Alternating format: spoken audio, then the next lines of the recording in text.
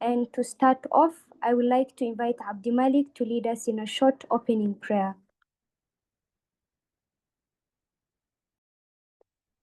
أعوذ بالله من الشيطان الرجيم بسم الله الرحمن الرحيم الحمد لله رب العالمين الرحمن الرحيم مالك يوم الدين إياك نعبد وإياك نستعين اهدنا الصراط المستقيم صراط الذين أنعمت عليهم غير المغضوب عليهم ولا الضالين آمين صدق الله العظيم.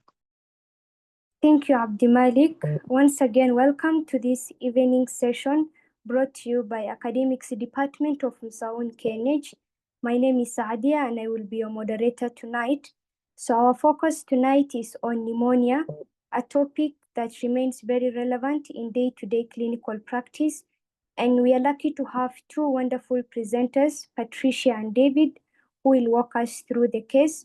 And guiding the discussion is our facilitator, Dr. Adil Waris, a pediatric pulmonologist and a lecturer at both Aga Khan University and the University of Nairobi.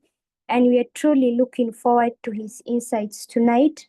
So let's welcome our presenters, Patricia and David. We can start. And Sadia, with your permission, and David and Patricia's, I will be interrupting as we go along. We will have question and answers not at the end, but we'll have questions and answers as we go along. So, so that we don't lose anybody. So I'd like colleagues to just put it into the chat box or the whatever Sadia you prefer. Maybe you can guide us.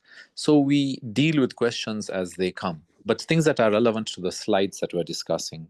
So David and Patricia, I hope you're okay with that, and Sadia. That's fine. Yeah, that's okay. David. Right, thank you. Good evening, everyone. So I'm going to take you through a case study on pneumonia. This is a patient I clocked. Let me just put it on slideshow. Okay, so pneumonia. So I'm presenting AM, a 16-month-old toddler admitted 3 days ago as a referral, presenting with a 4-day history of hotness of body and cough. Our informant is a mother who is 24 years old, resides in Kariobangi North, and studies at KCA University. So the toddler was well until 1 week ago when the mother noted that his forehead was felt unusually hot to the touch. This was accompanied by profuse sweating, particularly over the forehead and neck region, necessitating frequent change of clothes. The highest recorded temperature was 39.8 degrees Celsius, despite administration of paracetamol and other unspecified medications at the local hospital. There was only minimal relief. As the fever persisted, the child developed increased difficulty in breathing, with the mother observing lower chest wall involvement, leading to increased work of breathing. His sleep was markedly disturbed as he tossed and turned, and only slept for 30 minutes before waking up breathless. Notably, the mother reported hearing a whistling sound as the child was breathing in and out. The cough began gradually and was initially mild, but progressed over the 4 days. It was productive with a frequency of approximately 4 coughs per minute and exacerbated by eating. The cough was also associated with post-tussive vomiting, as the child would vomit mucus and food contents immediately after eating. This not only interfered with his eating, but also contributed to further sleep disruption. There is history of nasal congestion, but no history of ear discharge, rash, or convulsions. He has had no similar episodes in the past, and no history of chronic illness or prior hospitalizations. His immunization schedule is up to date. Of note, there is a positive family history of asthma. The maternal grandfather had asthma. Additionally, the child lives in a cold and dusty environment. The house itself is dust-free. Cold because it's the month of July, August. There is no known exposure to cigarette smoke and no known contact with someone with a chronic cough. His twin brother had a milder form of the symptoms that resolved 2 days before our patient's admission. Mother introduced complementary feeds early at 4 months, predisposing him to increased infections. He had diarrhea that soon resolved. Mother reports that she went to a peripheral facility and was given medication but came to Kenyatta 2 days later upon worsening of symptoms. IV fluids were given, oxygen supplementation was done. He was also started on ceftriaxone 500 milligrams BD, paracetamol 150 milligrams TDS. Nebulization was done. Blood samples for UECs, FPC, and blood slide were taken, and he was promptly admitted. Currently, yes. You could just kindly stop there. I don't want to go through the names of colleagues and start picking a name or two, but I would just like somebody to just share with me the thoughts of the initiation of ceftriaxone. Anyone in the group? Remember, it's not a witch hunt. We just want to share thoughts. Are you comfortable? Is the team comfortable with ceftriaxone?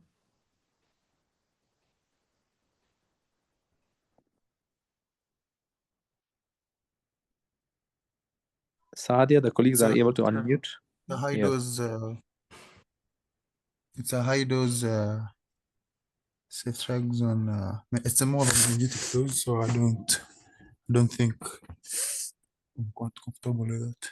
Sorry, I didn't hear you. Did you say it was too high a dose, or you're just not comfortable with the antibiotic itself? It's I think it's a meningitic dose. Yeah, so it's quite high.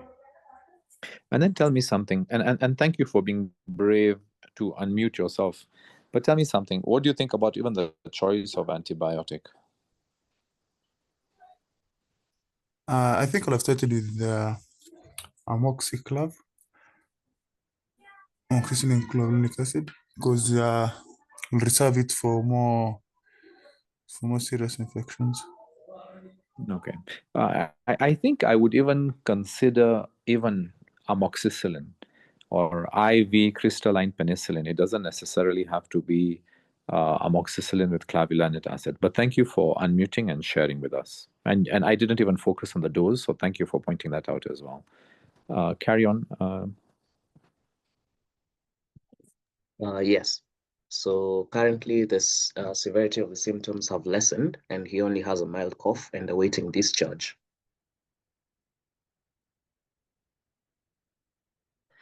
So in our past medical history, this is his first admission. He has no history of surgeries or blood transfusion, no known food or drug allergies. And for antenatal, the mother at first went to Kenyatta, then went to Nairobi East. She attended her first ANC at 7 weeks gestation and every 3 weeks thereafter. She took her iron folic acid supplements, had her 2 tetanus vaccines. Her serology tests were negative. Her blood group is B positive. She has had 2 scans done at 7 weeks and 20 weeks at Kenyatta, where she found out she had twins. There were no complications during pregnancy. He was born at Nairobi East Hospital as an emergency CS at 32 weeks gestation as an incidental finding of small for gestational age twin pregnancy. He was the first of the 2 to be born with a birth weight of 1.3 kilograms. No complications during the birth. Sorry, I typed out pregnancy.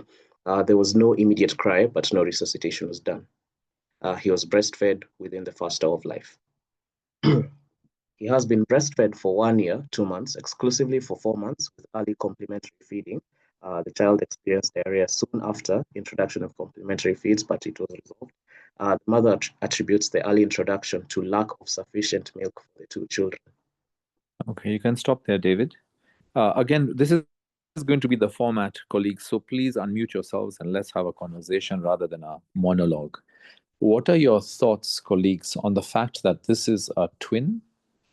And what are your thoughts on the fact that this child was born at 32 weeks gestation with these issues of pneumonia? Are those risks? And if there are risks, why? Yes, go ahead.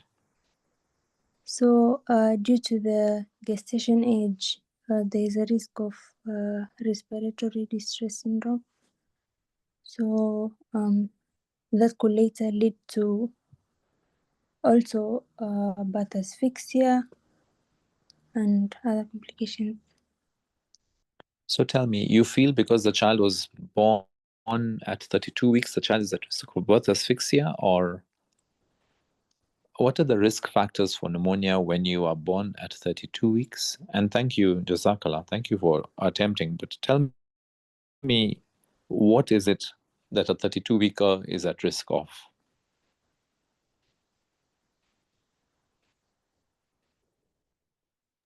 Okay, the immune system is not fully developed. So, and also RDS because of the surfactant, absence of the surfactant. So tell me something, Zulfa. Don't unmute yourself. Let's have a conversation, you and I. So come back online with me. Tell me something, Yeah. Zulfa. You know, if you get RDS, it's because your surfactant is, you know, you've just not got enough surfactant. So that's a problem that you're going to get when you're just born. But this child is how old, David? 1 year? Yeah, 1 year, 4 months. Yeah. So you see, Zulfa, that would have been something that would have happened at birth. So, but what I like is I like your conversation about the immunity. You see, in the last trimester, we are having immunoglobulins that are heading from the mom into the fetus. And now this child hasn't had enough time for those immunoglobulins to come into it. And then on top of it, the child is a prem, Zulfa. So not only do we have a lack of immunoglobulins, but the fact that they're also being divided into two. Because remember they are twins, right? Yes. Does that make sense, Zulfa? Yes, it does. Thank you. Yeah, and then also remember that when maternal immunoglobulins go into a child, they tend to then wane close to the first year. And this is kind of plus or minus, and this is where this child is at this point as well. So not only did this child not get enough immunoglobulins, the child had to share with the other twin, and now it's already disappeared because the first year is already over. I'm very, very proud that you unmuted yourself. David, can Yes. So as for the immunization history, it's up to date. At birth, he was given his BCG and OPV vaccines. At 6 weeks, OPV pneumococcal 1, pentavalent 1, rotavirus. At 10 weeks, OPV pneumococcal 2, pentavalent 2, rotavirus 2. At 14 weeks, OPV, IPV, pneumococcal 3, pentavalent 3. At 6 months, malaria and vitamin A. At 7 months, his second malaria vaccine. At 9 months, his third dose of the malaria vaccine, along with measles. At 12 months, vitamin A, and he is awaiting the second measles vaccine at 18 months. It is 2 months away. Current weight is 8.6 kilograms. He is underweight for his age. Developmental milestones, however, are normal and achieved. He can walk, run, climb onto furniture. He can understand simple commands, can use gestures or vocalizations to express needs, can show interest in new experiences, can explore objects, is curious, can show stranger anxiety, can display affection to familiar people. They are a family of 5. Parents who are married along with their 3 children. He's the second born out of the 3 children, with the first born at 4 years, and his younger twin brother, same age as him, at 16 months. There is no family history of diabetes, hypertension, or genetic conditions like sickle cell disease. There is a positive family history of asthma through their maternal grandfather. The father of the child works as a coach in a football academy. They live in a 1-bedroom apartment in Kariobangi North that is well ventilated. They get their water and food from the neighborhood, and they cook using gas. They live in a dusty environment, though they keep the house clean.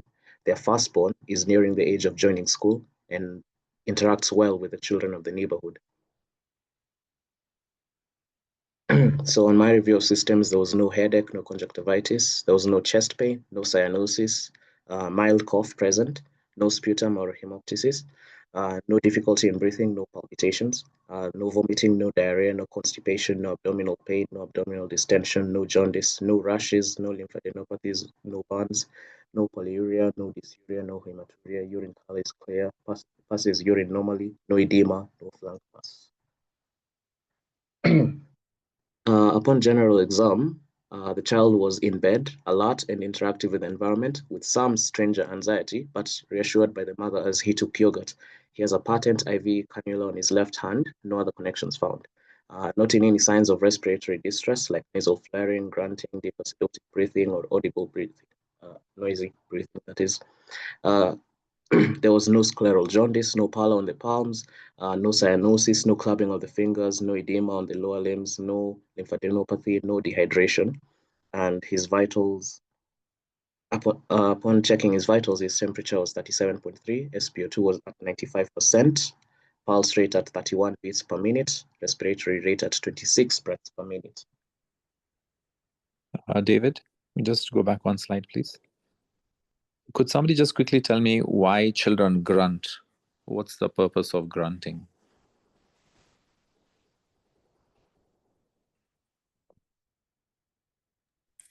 To maintain the end expiratory volume, to prevent the collapse of the airways. Something along those lines.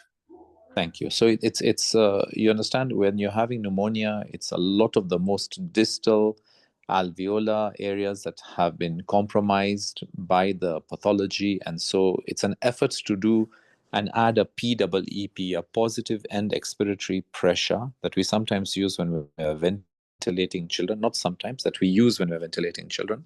So it's meant to keep it open. So this is now how the child is artificially trying to keep it open by grunting. Thank you. Your explanation is perfect. David? Yes. Okay, so on systemic exam, on doing the RESP exam, on inspection, there was bilateral chest expansion, there were no scars, no lumps, the chest wall was symmetrical. Upon palpation, there was no tracheal deviation, no chest tenderness. There was no lower chest wall indrawing. Resonant when percussed, there was bilateral air entry and vesicular breath sounds were heard. No grunting, no crackles or wheezing heard. On CVS, there were warm peripheries, good capillary. Let me stop you. Oh, yes. Sorry to keep on interrupting you. Now, this thing about bilateral chest expansion, it's largely an adult thing that we do. In children, we almost never do it. The clinical sign, you're not going to really get what you think you're going to get out of it. So it's more of an adult thing. And I don't think we're going to stress you by asking you to do bilateral chest expansion in pediatric patients. Another thing is that you have mentioned bilateral air entry and vesicular breath sounds. I have good news for all of us. We no longer use the word vesicular and adventitious. We use the word normal breath sounds or abnormal breath sounds. We no longer use the word crepitations. We use crackles, like David has correctly put. And we no longer use things like rhonchi. We use things called wheezes. So a wheeze can be polyphonic or monophonic. It can be inspiratory or expiratory. A crackle can be coarse or fine, inspiratory or expiratory, or end inspiratory. So it's nice to just have that. We're trying to make pulmonology easy to understand, so we're trying to chase away the strange words. David? Yes, thank you, Doc. So on CVS, warm peripheries, good capillary refill of 2 seconds, strong peripheral pulse felt, that was regular in rhythm, that was the radial pulse. No palpable P2, no thrills or heaves. Apex beat felt at the 4th left intercostal space, S1, S2 hard, no murmurs. On CNS, he was alert, oriented, cranial nerve exam findings were normal tone in upper and lower limbs, reflexes present. Anterior fontanelle was okay, flat. leave these bits. Leave these bits, find us a positive. You can move to the next slide. Okay. So this is all normal, right? Yeah, all normal. Yeah. That's summary. Yeah, so this was the summary. AM, a 16-month-old toddler admitted 3 days ago as a referral, presenting with a 4-day history of hotness of body associated with profuse sweating, difficulty in breathing, and reproductive cough. There is a positive family history of asthma and no contact with someone with a chronic cough. Child is in no respiratory distress, and the systemic exam findings were unremarkable. Currently awaiting discharge. Now, colleagues, just to go back one. Colleagues, to be quite honest, I didn't want to change too much of what David was going to present so that we can go through things together. I want us to all be aware that if I took a poll amongst all of you, including myself, there's always going to be somebody who has a positive family history of asthma. So be careful not to include it in too much of your discussions. I'm not saying don't look for that history, but remember we've got a positive case of pneumonia. So unless you're telling me that this child had an acute asthmatic attack, I wouldn't find a reason to put it in the summary. The summary is really there for us to highlight the most important things in the history and examination of this child, so that if anyone missed like the whole show, the summary would satisfy them. So I wouldn't put too much of that positive history of asthma, unless this child had an acute asthmatic attack. Back to you, David. Yes, thank you. So the child wasn't taken an X-ray, but we've just included one here for anyone to visualize. I'll share the slides later. Yeah. So on the plan was to monitor the vitals. Oh no, sorry. let's go back to that X-ray. All colleagues love looking at X-rays. Who's going to be brave and strong enough to talk to me about this X-ray?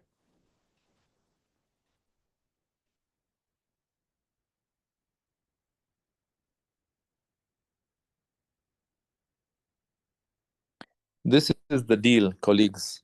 If you correctly interpret this chest X-ray, I will provide you with a Black Forest cake from Java. And those who know me know that I deliver. You will send me your M-Pesa number and you'll be eating a Black Forest cake if you satisfy me in the interpretation of this X-ray. Who is bold?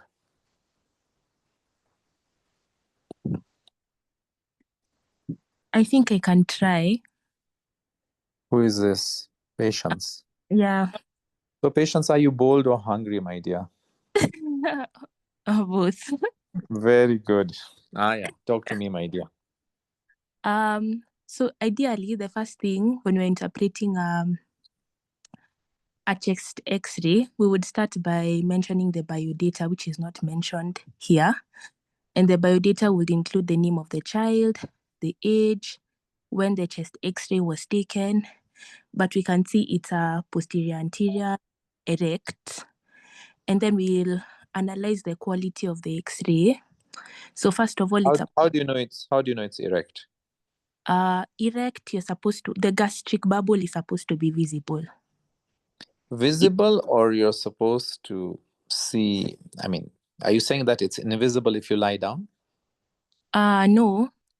I think when you're erect, you'll be able to, the level of, if you have any contents in your stomach, fluid always finds its level, so it will settle, and then the place with air will appear dark, the way the lung fields usually appear, as we can see here. But if you're lying down, you see the air bubble is under the diaphragm. Yes. And you see there's almost what looks like the hint of an air fluid level there. If you take your eyes a little bit lower, you see that light, rather straightish area? Yes. So it's like almost like a half moon, like there's that flat base and then did you see the semicircle? So yes. that gives it away. Carry on. Yeah, there, and exactly. Thank you, Mr. Pointer. Hiya. Carry on, my dear. Okay, and then now the quality of the X-ray. We first check if it's a good inspiratory film. So in a good inspiratory film, we're supposed to be able to see at least 9 posterior ribs and 6 anterior. So we can count on the right side. I can see. Okay, so I'll just correct your numbers. Just be careful, you might be reading adult data. So even if you got like 6 anterior and 7 posterior, that's good enough. So the person with the pointer, can you point out I wish I could point. I don't know how to do that. Can somebody guide me how to get a pointer happening?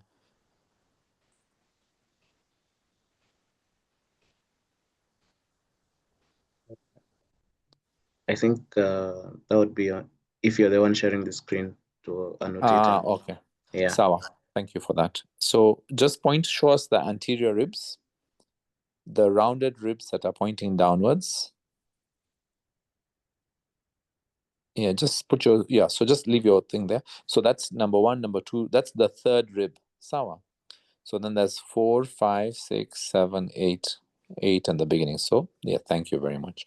So do you think this is good inspiration, Dr. Ari? Yes. Yeah, okay. Here to Mekubali. And then you also can do it on the contralateral side in case you're confused. That's why you have it. But I think the contralateral side is clear. What else would you like to do, patients? To ensure like there was correct penetration. Yeah. We can be able to see. Okay, I think that's how you ensure it's like you're able to see like the blacks and the whites correctly. I'm not sure how to explain that. I help you. You're supposed to see the vertebral bodies clearly as you go down. Yes. Yeah, and you should be able to see them. Yeah, thank you, David. So you can see, and now if you can see those vertebral bodies just till the level of the diaphragm, then you know that it's fair penetration. So you see at the level of the diaphragm, you really have to struggle to see it. You have to zoom in and zoom out, but you can actually see the intervertebral discs, those little tiny areas, lines. So it's just about, yeah, thank you. So you can see those lines. So it's a fair penetration. Sawa. Yes. Tell us about rotation. And then to make sure it's not rotated, you look at the clavicles. They're supposed to, both of them, they're supposed to be symmetrical and equidistant from the where you're seeing the spine. And I think it's okay. It was not rotated. So patients, let me tell you what my teachers used to teach me. They used to say that sometimes you'll see those clavicles moving all over the place, and sometimes it's very hard to know where the medial end is. I mean, when you take a look at this chest x-ray, I'm struggling to find where the medial end is, especially on the left-hand side. You agree? Yes. And our eyes are equal eyes patients. So what we do in pediatrics, and different consultants will have different things, but let me share with you what I do. You know the anterior ribs that David just showed us? I look at the length. I've been taught to look at the length of the anterior rib and compare the left versus the right. Okay. So remember how David put his on the third one. So you compare each side, and you see you have so many ribs to compare on both sides. So if you look, they look more or less the same length. Would you agree with that? Yes. Are we together? So we're looking at the downward facing anterior ribs, and we are looking at the length coming down. One side on the left versus its brother and sister on the other side. So that one there versus the one on that side. Thank you, David. So, my dear, so you see they're almost equal. And you see patients, you're going to be a busy doctor. And then you're looking at the clavicles, and then you're getting confused. Now, if you look at anterior ribs, there's no way you're going to get confused. If you look very carefully, I mean, they're almost the same. The right side looks slightly, ever so slightly longer, but nothing dramatic. Now, we're not going to have a full chest x-ray session today, patients. So what I want you to tell me is tell me 3 bad things you don't like in this chest x-ray, but in order of badness. You understand? Yes. Tell me the 3 things patients does not like and earn your black forest cake. Okay, I think the first one, I can see increased pulmonary bronchovascular markings around the hilar regions on the right lung fields. Tell me, my dear patients, is that the worst thing you're seeing on this x-ray? I want to know the worst thing first. Is that the worst you see? Remember, a chest x-ray is always taken. You always take a look at a chest x-ray and you compare it. I mean, you ask yourself, why did eye patients do this x-ray? Okay. You did it in a child who has pneumonia, right? Yeah. Okay. It appears to have patchy white areas of consolidation throughout the lung fields. Tell me, patients, do you see the left heart border clearly? No. I can't see the left heart border clearly. You see that all those opacities in the left heart border. Yeah. That's what I'd worry about. See, that's my main focus. Then I'm in agreement with you on the right. Okay. Yeah.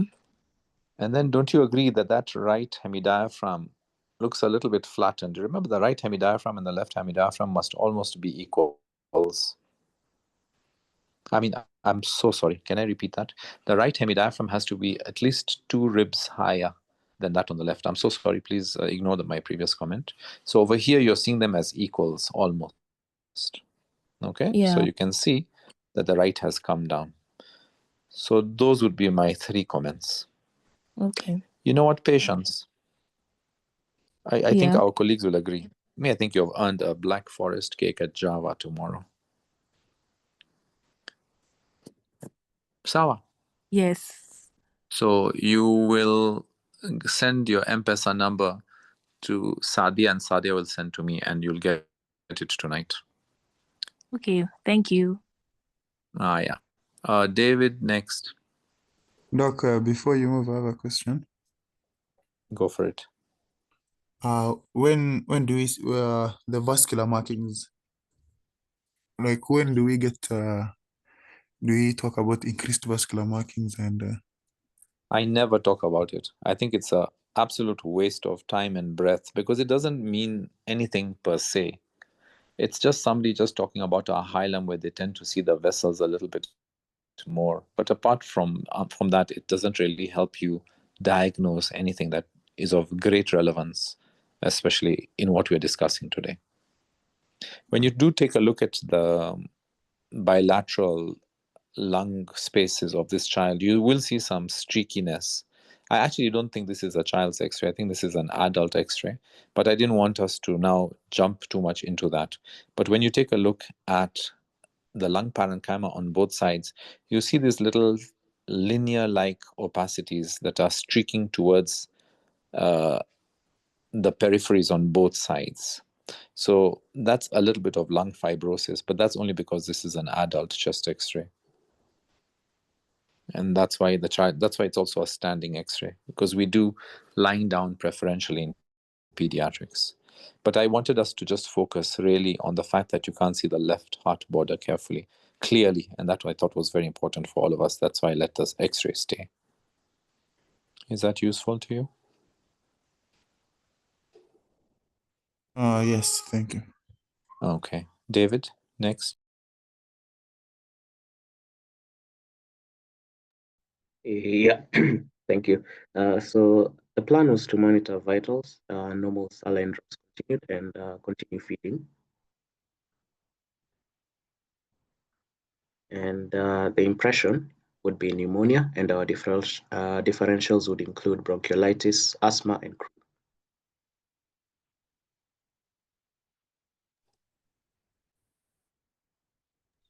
Yeah, that was the end.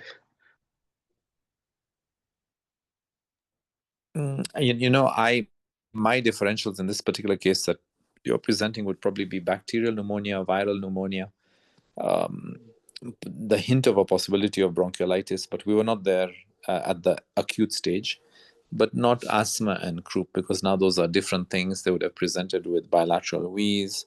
They wouldn't have responded to the medications that you were giving, and croup would also present with stridor, and your patient didn't have any of that. But it's all fine. We are all sharing and learning and moving. We move to your. Thank you, David, for presentation. It's been very useful. Will your colleague do the presentation now? Yeah, I'll share the screen. I'll still be sharing the screen as she presents.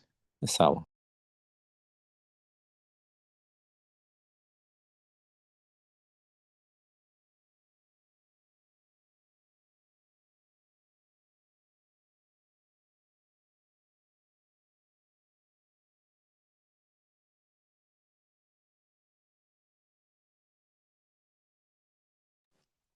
For colleagues who are listening to us at the same time, please remember, we did agree that if you post questions, Sadia, you want them to post where? In the chat group. Is that where it's done?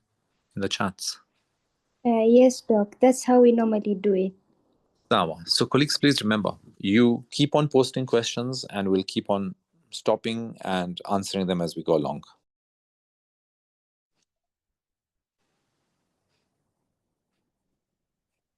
So good evening, everyone. I'm Patricia, and I'll be taking you to the second part, pediatric pneumonia. Next. So our objective this night is just to look at the definition, classification of pneumonia, your risk factors for pneumonia, together with diagnosis and treatment, and also touch on a bit of the complications. So pneumonia is just, when asked to describe it, is an inflammation of the lung parenchyma, including both your alveolar spaces together with the interstitial tissue of the lung. So it can be as a result of a fluid or a pus buildup in the lung. So in your classification, we can classify it in 3 ways. So anatomical, here you'll be looking at the lobes. So it can either be a lobar pneumonia, a bronchopneumonia, interstitial, or TB pattern like the miliary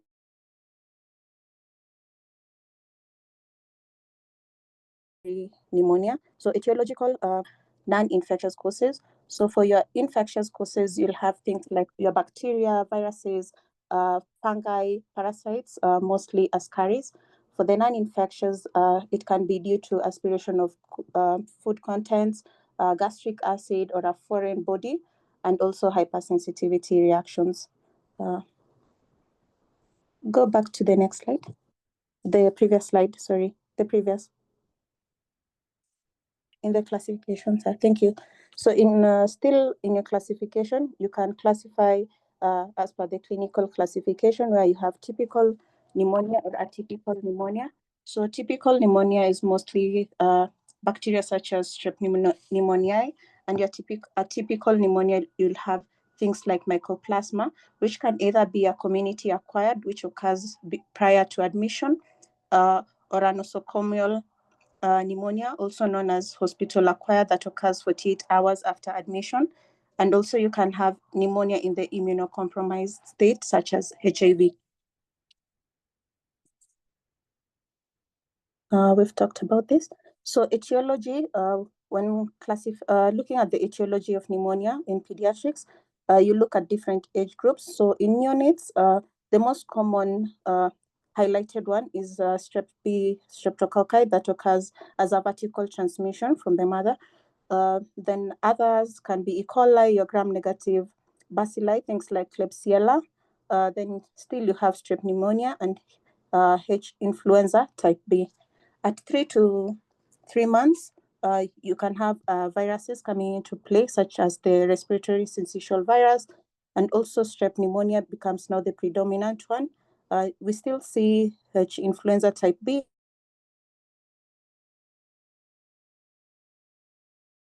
and chlamydia trachomatis. For the now, similar to the 3 to 3 months, but you have now here strep pneumonia, H influenza being the predominant one, and also an addition of Mycoplasma pneumoniae and group A staphylococci. Then above 5 years, Mycoplasma is the predominant one, mostly in school-going children. You have your chlamydia pneumonia, Legionella, H influenza, and respiratory viruses. On this slide as well, I think what is also important is if colleagues can just read up on the PERCH trial, PERCH. The PERCH trial was a trial where they tried to look at etiology, and Kenya/Kilifi was one of the major areas that was also participating. And they looked at a lot of developing countries, third world countries, etc. And what they realized was that the RSV was a major player. Before, we used to walk around thinking that it's strep pneumo. So depending on the books that you read, but the latest literature is suggesting that it's RSV being a very serious player, so indicating that most pneumonias is actually viral pneumonias. Now, the reason why I'm highlighting the RSV, I don't know if our colleague is going to talk about this later, but the thing is that it's the latest hot vaccine that's going to be rolled out in the world. There are mothers now in phase 3, phase 4 trials who are actually, whilst pregnant, getting 2 jabs in the last trimester of this extremely safe vaccine.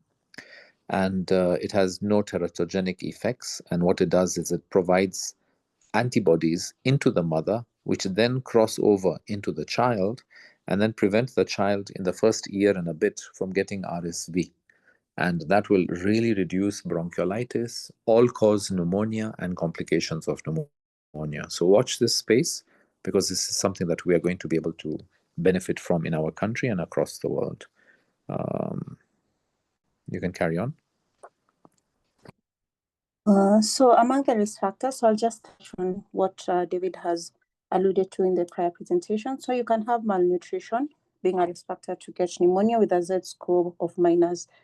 So here we are looking at towards at MAM stage, moderate acute malnutrition, towards your severe acute malnutrition. You can have a low birth weight of less than 2,500 grams, non-exclusively breastfed, lack of immunization, then mostly the measles, pentavalent, and containing the hemophilus, and varicella. You can have indoor pollutions, parental smoking, overcrowding, zinc deficiency, because it tends to impair, like when you have zinc deficiency, it tends to impair your immune status. So you will have a weakened response towards fighting of the pathogens. Then you can also have poor caregiving practices and concomitant diseases such as diarrhea, heart disease, and asthma. Just go back kindly. Could somebody unmute themselves and tell me how parental smoking is a risk factor for children getting pneumonia?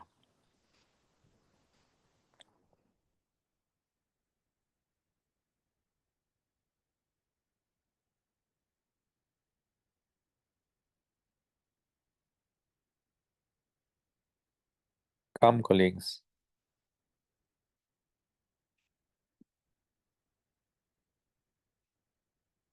I know your generation just chat GPTs and then unmutes. Come, answer. One of you, try. We don't have to get things right today. I want a person who has not, I want a person who has not spoken. Okay. Jazakallah, Zulfan. Come, colleagues, let's hear voices.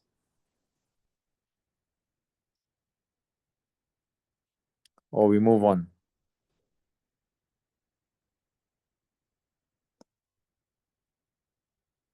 We chat, we learn. Somebody talk to me.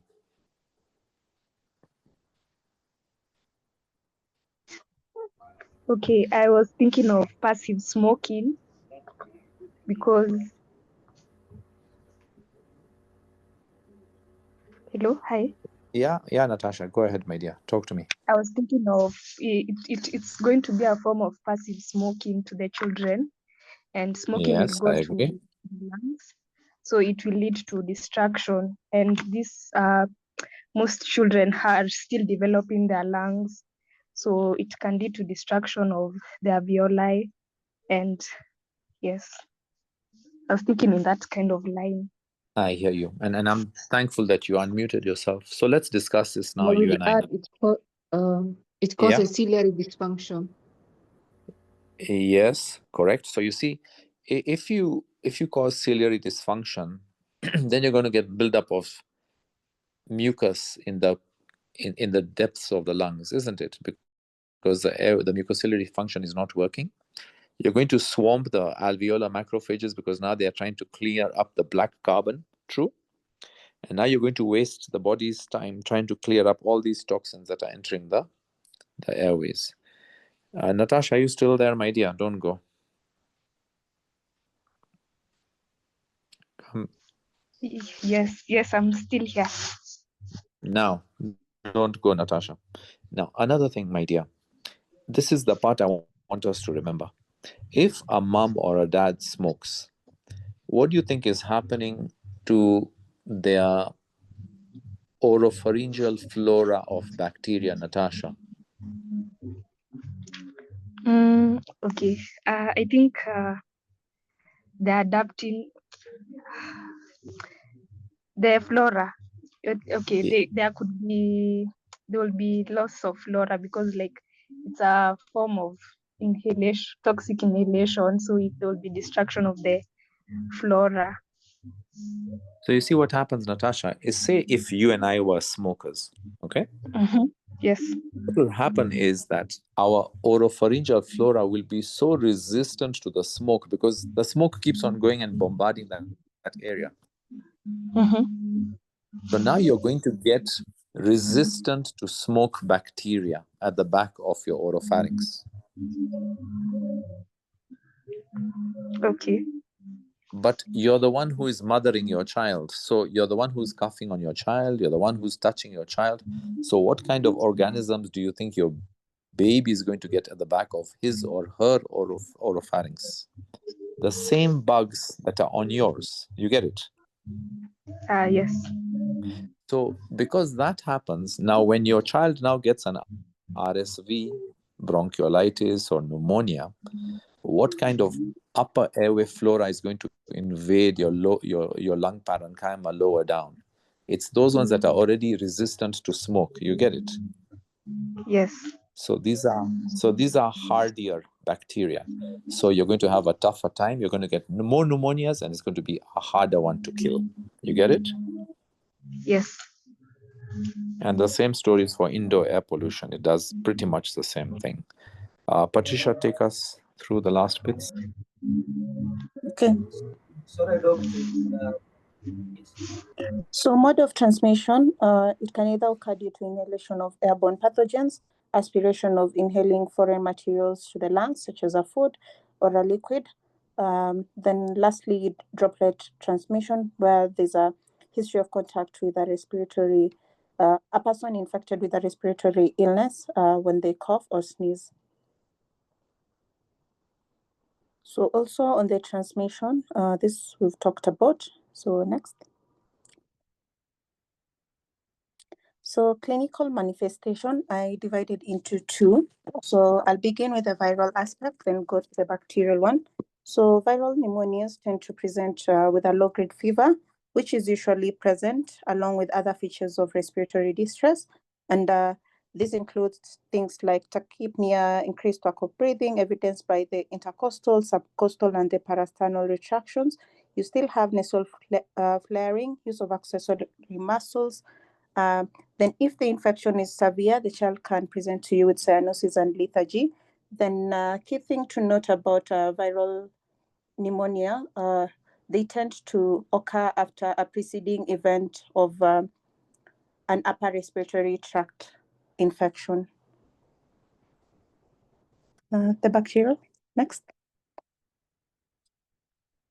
So in the bacterial pneumonia, just a generalized one,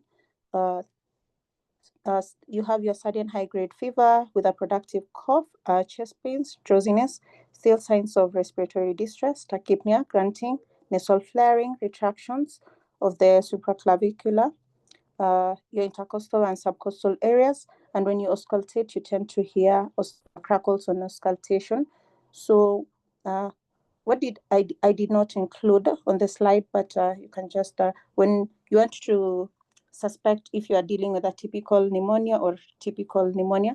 So if it's typical pneumonia, you have sudden onset of malaise, you have a fever, productive cough, the auscultation, on auscultation, you'll hear bronchial breath sounds together with crackles.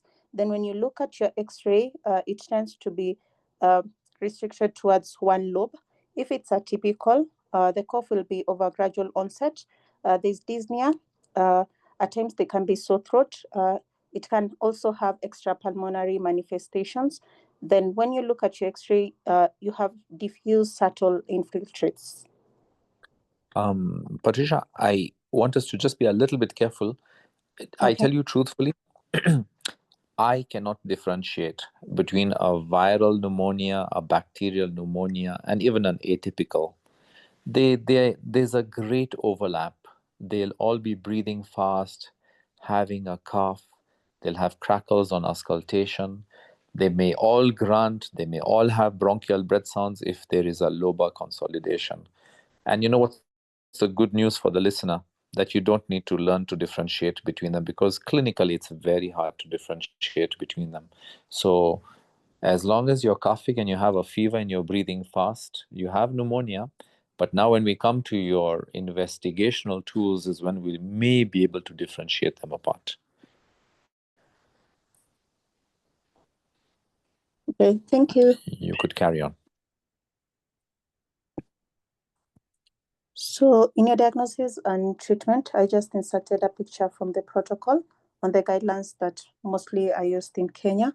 So if you have a child with we'll begin from the up. So if you have a child with a history of cough or difficulty breathing and the age is less than 60 days, if yes, you look at one of the danger signs. So your oxygen saturation are less than 90, you have central cyanosis, inability to drink or breastfeed, depending with the age of the child, your AVPU being at U, V, or P and granting. If yes, that's severe pneumonia. So you'll need to admit this child, keep the child on oxygen, begin your antibiotics, but you need to also pick a culture, then administer your antibiotics, IV penicillin with gentamicin, continue monitoring your saturation levels and supportive care of the child. If no to one of the danger signs, you go to your lower, and you have presence of either lower chest wall injury or fast breathing, the respiratory rates are there based on the age group of the child. If yes, now this is a non-severe pneumonia where you can treat the child as an outpatient, and you'll administer high-dose amoxicillin dispersible tablets at a prescription of 40 to 45 milligrams per kg per dose, 12 hourly. Then you need also to consult the mother on danger signs so that when the child deteriorates, they can come back to hospital. Then if no of in either of the signs above, then there's no pneumonia. It can just be a common cold or a cough. Just reassure the mother and also consult the mother on the danger signs. So, yeah. Next, David. So the next page alludes to pneumonia treatment failure definition. So in HIV infection or TB may underline treatment failure, testing of the child helps.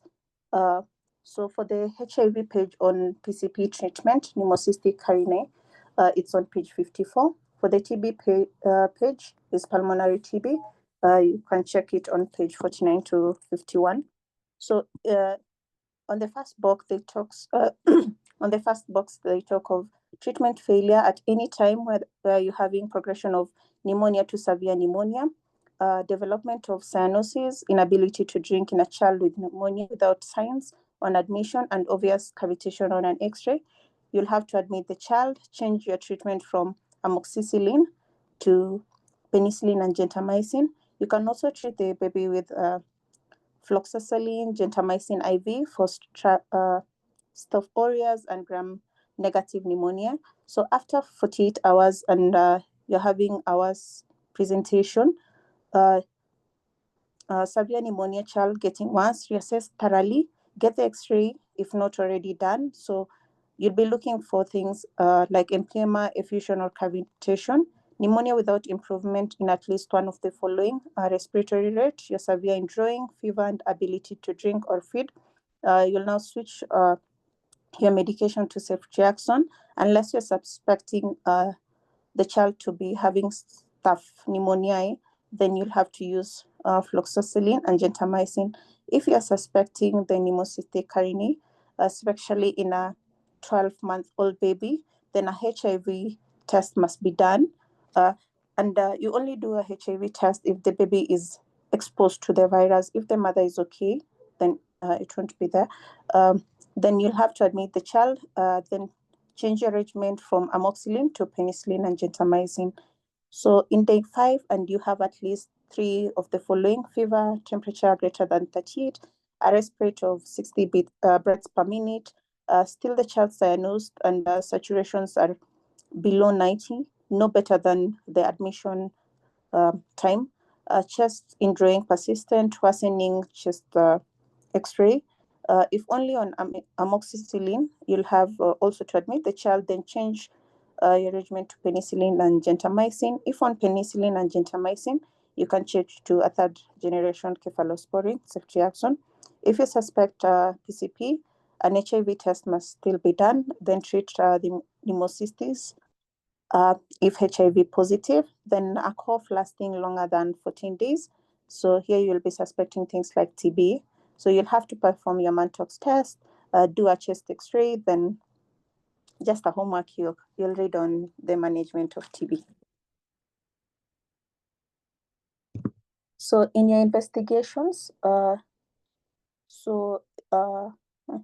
you can do chest X-ray. So for the viral one, is usually characterized by hyperinflation with bilateral interstitial infiltrates and peribronchial coughing. A confluent lobar consolidation and or pleural effusion is typically seen in pneumococcal pneumonia. For your blood works, you can do a complete blood count. In viral pneumonia, the blood count is usually normal or not that higher, but you have a predominance of your lymphocytes. If it's a bacterial pneumonia, you have elevated red blood cell count with a predominance of granulocytes. Patricia, just remember that we are not chest X-raying every child who comes to hospital with a suspicion of pneumonia. That pneumonia is a clinical diagnosis. Remember that it's very hard to differentiate viral and bacterial pneumonia on a chest X-ray, and that's the reason why it's also not done that frequently. So when would you do a chest X-ray? You do a chest X-ray if you find there's a possibilities of a pleural effusion, or you're getting significantly reduced air entry on one particular side. So you really do it when you're looking for complications of pneumonia, but not diagnosis of pneumonia. And in the CBC, just remember, if you have a neutrophil predominance, then you're most likely sitting on bacterial, and if it's lymphocytic predominance, then you may be sitting on a viral, but it's not, those are also not absolutes. So just be careful with these investigational tools. The message to our colleagues and to myself is that you don't chest X-ray everybody on the planet who you think has childhood pneumonia. Patricia? Okay, thank you, Doc. So you can also do your inflammatory markers, your ESR and C-reactive proteins, which will be elevated. You can do a blood culture so that you're able to tell which pathogen is present, if it's a gram-positive or a gram-negative. And if you're suspecting a TB, where you have, based on the criteria that was said, a cough greater than 14 days, you can perform a Mantox test. No. Over here, I'll just disagree a little bit. You know, if you really think you have TB, then you need to hunt for it aggressively. And the most definitive test is induced sputum. And in the induced sputum, you do a ZN stain, a gene expert, and a TB culture. Please remember that we used to preach 15 to 20 years ago that TB never comes in an acute form.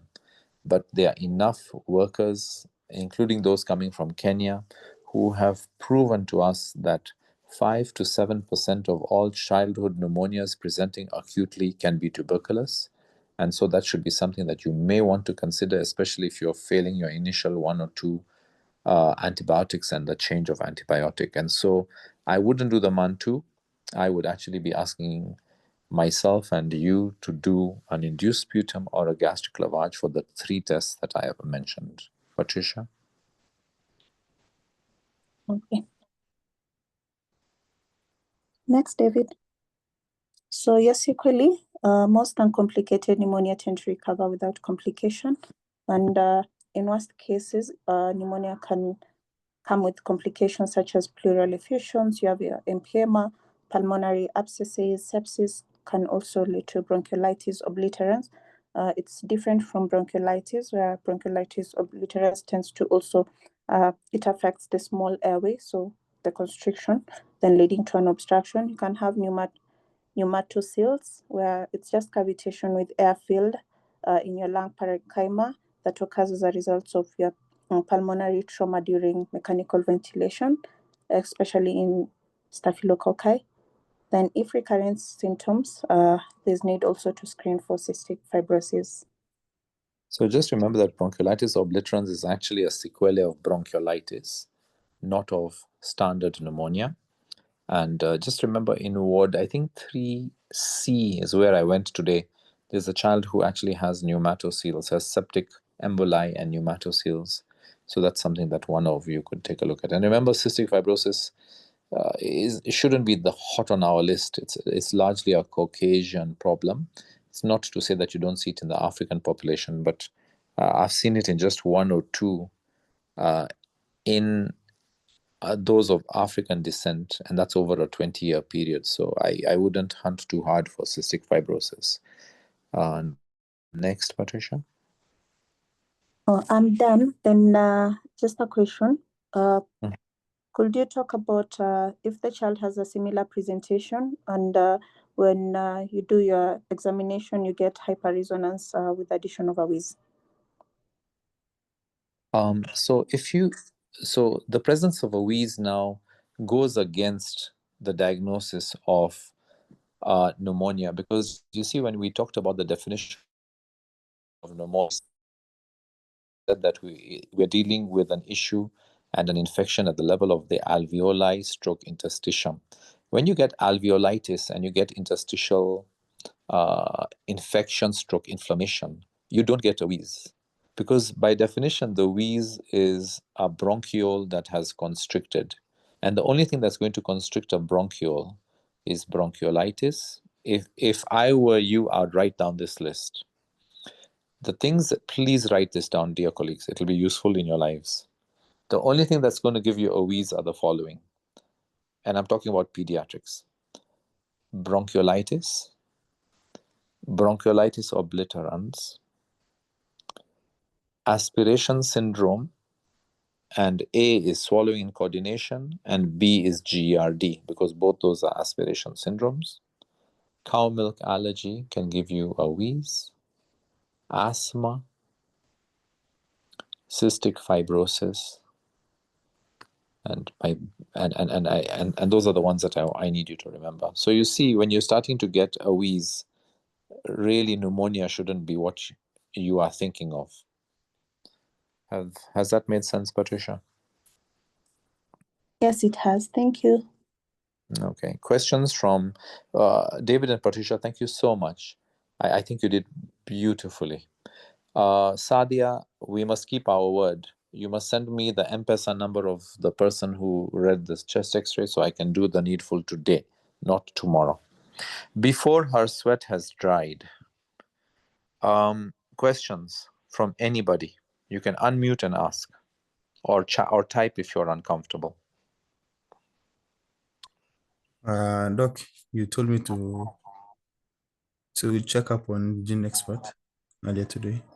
Yeah, talk to me. What did you learn? So it's a molecular diagnostic test. So it's PCR, and it sequences DNA sequences of pathogens. So not RNAs that you told me in the word round. No, it's DNA. Very good. DNA sequences. So it amplifies the DNA molecule, true? Yes. So if you have small amounts that you've managed to get from the respiratory sample or the gastric sample, it amplifies it and helps you diagnose better, correct? Mm-hmm. Yeah. What else you want to add? Commonly used for TB and HIV, but can also be used for other infectious pathogens. Samples you can use include sputums, gastric aspirates from the gastric lavage. You can use your CSF. Yeah. Can you use stool? Yes, you can. The truth is you can use any body fluid, Khalid. Yes. Sawa, you just have to let the lab know where you're getting it from. And studies have shown, because you see, when you are swallowing samples from the respiratory tree, it goes into your intestines and out into your stool. So you can actually take a stool sample instead of subjecting a child to a gastric lavage and indeed get positives from there. Okay, so that's work in progress, but it's happening. Where was the colleague who was supposed to discuss hypertonic saline from the ward round today? Where is she? I'm here. Talk. What is the mechanism of action of hypertonic saline? So the first one is an osmotic effect. A hypertonic saline creates an osmotic gradient in the airway.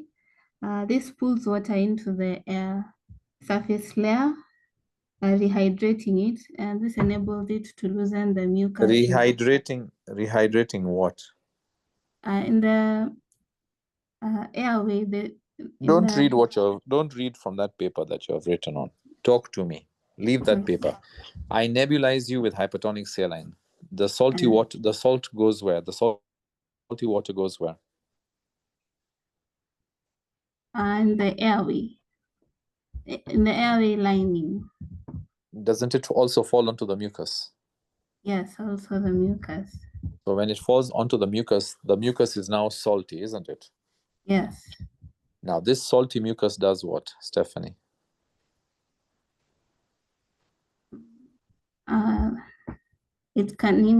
The salt loosens the mucus. How? People are listening to you and they're confused. The mucus is salty, Steph. Yeah.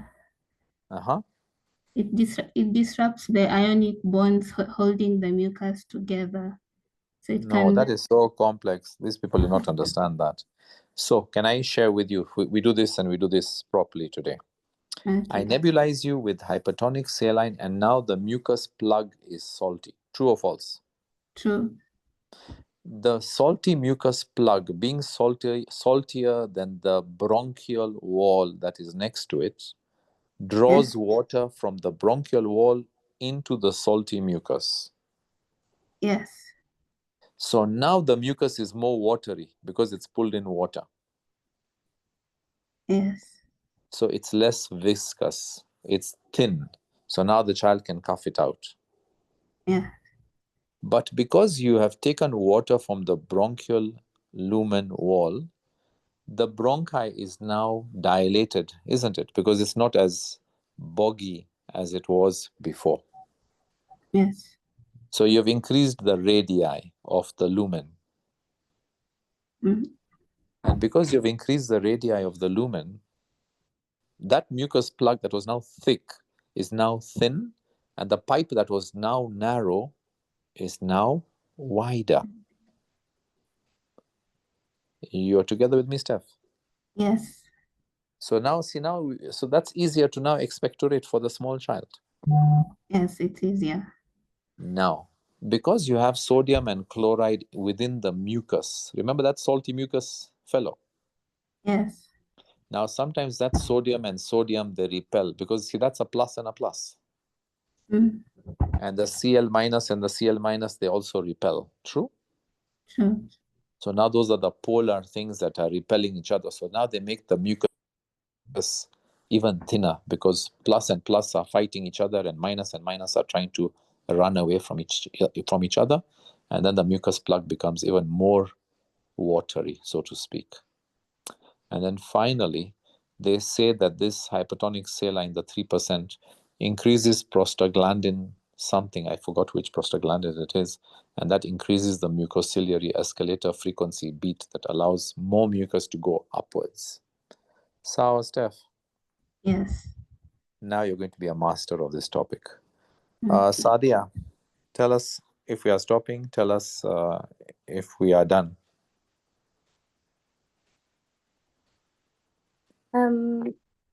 I think we are done, but okay, Natasha has commented or rather asked a question. Yeah, just read it for me. In light of what you have said about wheeze being associated with, I think wheeze being associated with conditions you have mentioned, is it possible after having a long-standing bronchiolitis, can one end up developing pneumonia or it's just bronchiolitis obliterans? Also considering that viral infection is the main cause. Long-standing, I mean, you can get bronchiolitis and bronchiolitis obliterans complicating and giving you a secondary pneumonia. It's rare, but it's there. So you would have to use your other signs and blood tests to prove or disprove that. But there's one thing that I want Natasha to be very clear about. If you don't know and you're not sure, Please treat for pneumonia because it's a killer disease in children under 5. And when you're not sure, refer and have somebody else take a look at that child as well. Anybody else?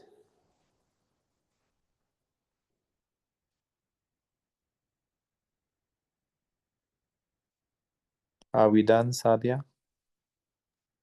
Yes, I think we are done because there are no questions in the chat box. So that was a great session. A big thank you to Patricia and David for a clear and engaging presentation, and to also you, Doc, for sharing your expertise and making this discussion so enriching. And of course, thank you everyone for who joined us tonight. Your presence really makes the session well. So on behalf of MSAUN-KNH Academics Department, we wish you all a lovely evening ahead. سبحانك اللهم وبحمدك أشهد أن لا إله إلا أنت نستغفرك وأتوب إليك. السلام عليكم ورحمة الله.